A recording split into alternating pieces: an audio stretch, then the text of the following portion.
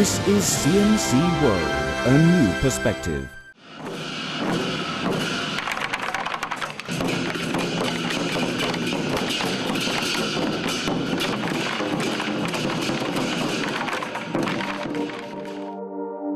(2012), the year of the dragon on the Chinese lunar calendar. The dragon is a creature of myth and legend. Nobody really knows where the dragon comes from, and many keep asking if the dragon is real or just a fiction.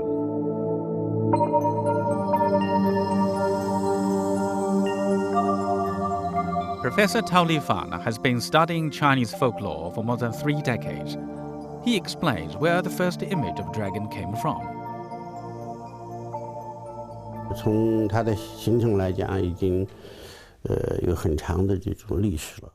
The image of a dragon has about 7,000 years of history. It appears in the tombs of Fuyang in China's Henan province.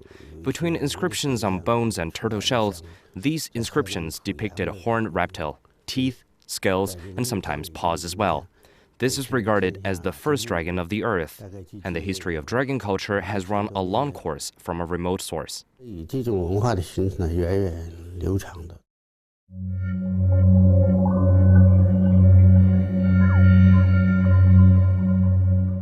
The dragon is one of the animals in the 12-year cycle which appears in the Chinese zodiac related to the lunar calendar. And the dragon is the only animal that is perceived as mythological.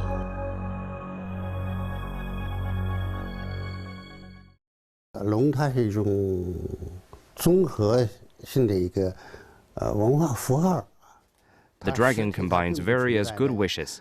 From traditional beliefs, dragons were described visually as a composite of parts from different animals. The horns of a deer, the head of a crocodile, the eyes of a leopard, the neck of a snake, the scales of a carp, the claws of a chicken. It's a cultural symbol and represents the creative minds of Chinese people. 所以我们看到龙头一般都是鳄鱼的这种头的形。 In ancient China, nobody had any doubts about the existence of dragons. People showed great respect for any dragon depicted in pictures, carvings, and writings. All people in China, including the emperor, prostrated themselves before the image of a dragon with reverence and awe. And as a result, the dragon became the symbol of a Chinese nation. During the feudal period, Chinese emperors thought they were the real dragons and the sons of heaven. Over time, the animal became a symbol of the emperors and power. This is the Forbidden City, the royal palaces of 24 Chinese emperors. In its main hall of Taihedian alone, there are as many as 13,000 dragon decorations. Dragons are also symbols of the natural world, adaptability and transformation. Traditionally, the dragons were considered as the gods in charge of rainfall. They had the power to decide where and when to have rain. People believed the dragons lived in palaces under the ocean. A dragon could strike the river with its tail and thus divert floodwaters. The dragon was capable of doing almost anything. However, the Chinese people had a contradictory attitude towards the Dragon King. People worship dragons, but in case they found the dragons performing poorly, they would punish them. 所以这个在中国的民间信仰里边就充满了这种矛盾的这种心理。 So this kind of ambivalent attitude is everywhere in Chinese traditions and folklores. You know, in Chinese mythology, the Dragon King is a god in charge of rainfall.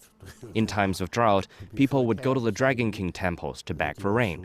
If this didn't work, they would drag the statue of the Dragon King out and expose it to the sun as a punishment, which also suggests people's eager hope for rainfall.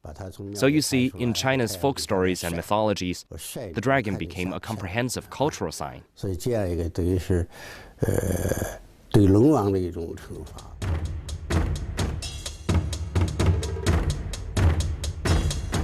The image of dragons around China varies. The dragon from the southern part of China is gentler than the northern one.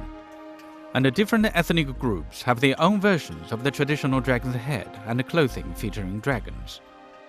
For Westerners, the concept of the dragon is also quite different from an Oriental perspective. In the East, the dragon is regarded as a divine beast. In Eastern philosophy, the dragon is said to be a symbol of good fortune and a master of authority. It is also a sign of intense power. In contrast, Westerners in literature and history thought of dragons as malicious monsters. They felt necessary to find and slay them, including the tale of St. George, the patron saint of England. The Westerners have a different conception of the image of a dragon. That's the main reason why the Chinese people didn't choose a dragon as the mascot of the 2008 Olympic Games.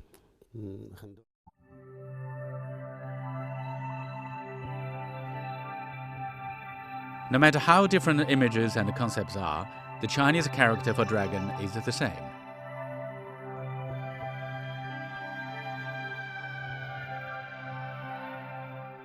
The Lunar New Year is now acknowledged and celebrated around the world. And rather than a symbol of royalty or god, the dragon is entering people's homes in the shape of toys or festival decorations.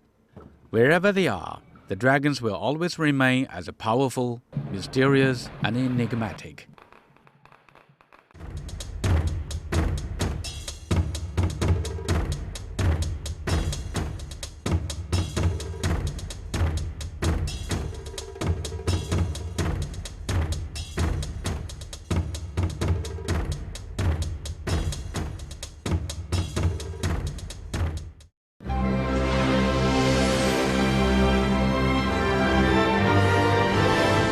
This is CNC World, a new perspective.